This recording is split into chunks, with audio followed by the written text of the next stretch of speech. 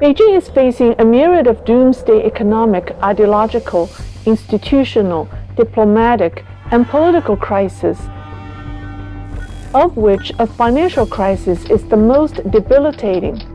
From currency devaluation, high unemployment, and high debt to a vulnerable banking system and sluggish domestic consumption, China's economy is like a terminally ill patient suffering from severe chronic conditions and an onslaught of acute diseases.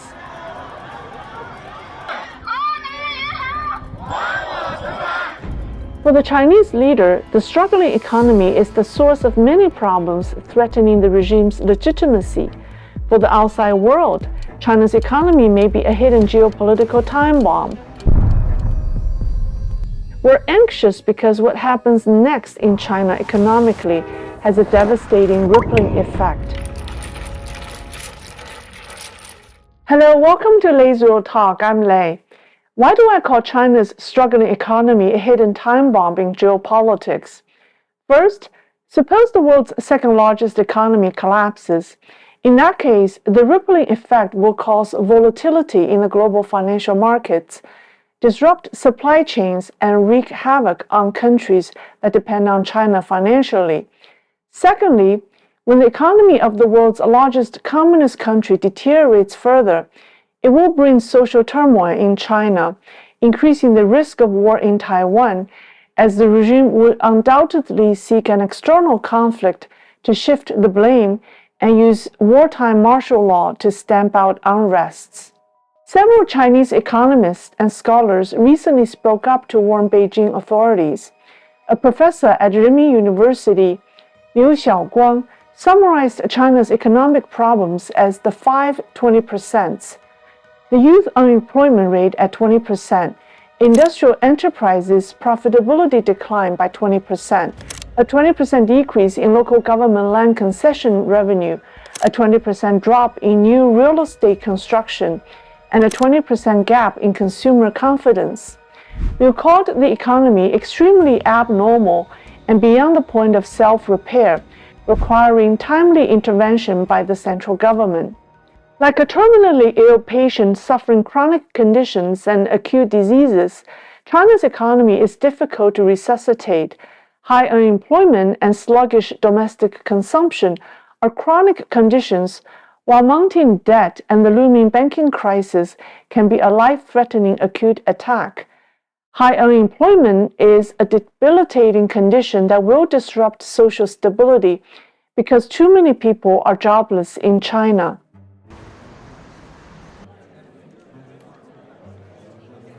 When discussing China's unemployment rate, people usually refer to urban unemployment rate because it's assumed that everyone in rural China must work to support themselves, either in farming or as migrant workers in urban areas.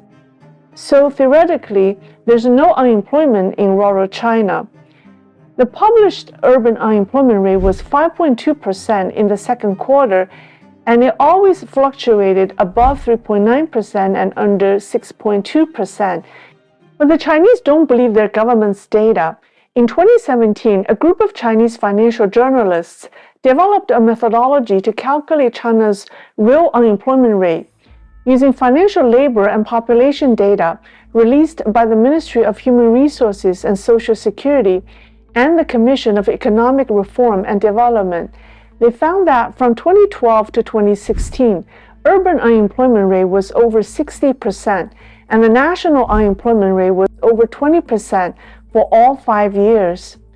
Using the same methodology, I updated their model with the latest data and came up with the 2022 national and urban unemployment rates. They are 26% and 56% respectively. Assuming the employment situation in the second quarter of 2023 was not worse than 2022, which is a very optimistic assumption, China's urban unemployment is conservatively estimated at 56%, 10 times higher than the official rate of 5.2%. It means that within China's urban labor force, which is the population between the ages of 25 to 59, excluding students, less than 1 in 2 people has a job. A total of 204 million urban Chinese are jobless, accounting for 31% of the total urban population. 200 million jobless urbanites isn't a new economic problem. According to the 2017 model I mentioned earlier, high urban unemployment rates between 55 to 62% have persisted for at least 10 years, and the worst is that a significant group of the jobless is urban youth. China's official unemployment rate of youth aged 16 to 24 years was 20.4%, the highest since 2018 when the statistics became available. But a slide from an internal meeting discussing graduate employment at Shanghai Ocean University was leaked in April, and the PowerPoint showed that only 15% of the graduates from the class of 2023 found a job. That means the unemployment rate for the grads in this college is 85%. The slide also shows that in Shanghai, 1 in 3 college grads has a job. If the college grads in China's most industrialized and prosperous city have a 67% unemployment rate, what about the poorer regions? It might be over 80 to 90%. Unemployment problem is spreading to the countryside as well. Zero unemployment in rural China may be a thing of the past, as many migrant workers can't find jobs and are forced to return home. Here's what a migrant worker had to say about his situation. 老百姓就是挣不着钱，吃不上饭，有时候吃饭都没钱了，生活费都挣不回来。你多大年纪？我60多了，我是瓦工老师，没活干。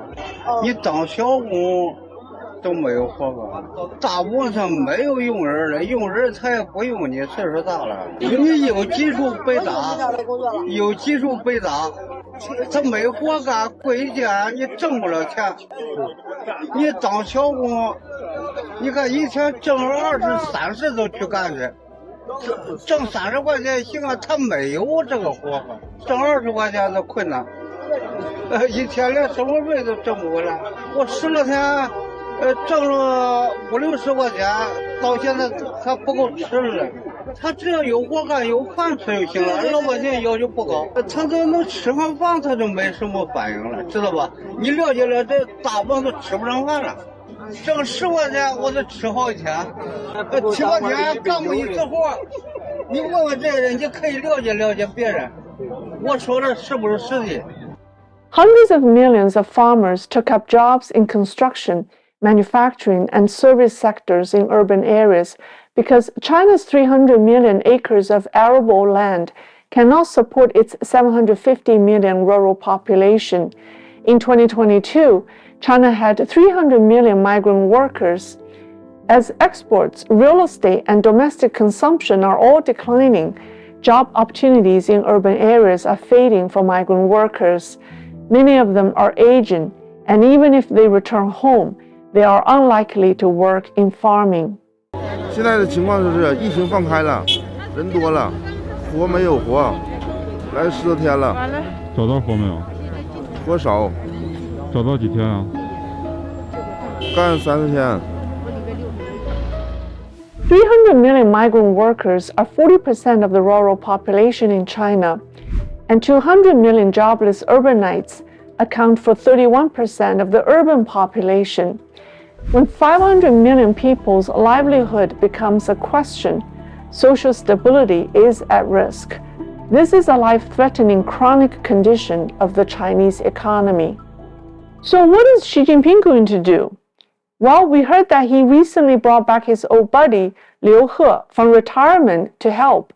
Liu was the highest-ranking official in charge of the economy under former Premier Li Keqiang. She also replaced the head of China's central bank. I'm afraid these personnel changes won't accomplish much. Bloomberg reported that top CCP officials held half a dozen urgent meetings We've had at least, sources have said, we've had at least 6 meetings so far in the recent weeks that top government officials have called, just soliciting, the opinions of business leaders as well as economists and also some of those foreign business leaders on what they need to do. Regardless of the effort, Xi Jinping is caught in a catch-22 situation. If he continues to keep a tight grip on the market and the business community, China's economy will be crushed, and this can lead to great social unrests. If he loosens control, the economy may recover, but his political enemies will seize the opportunity to make advances, and internal political turmoil can ensue.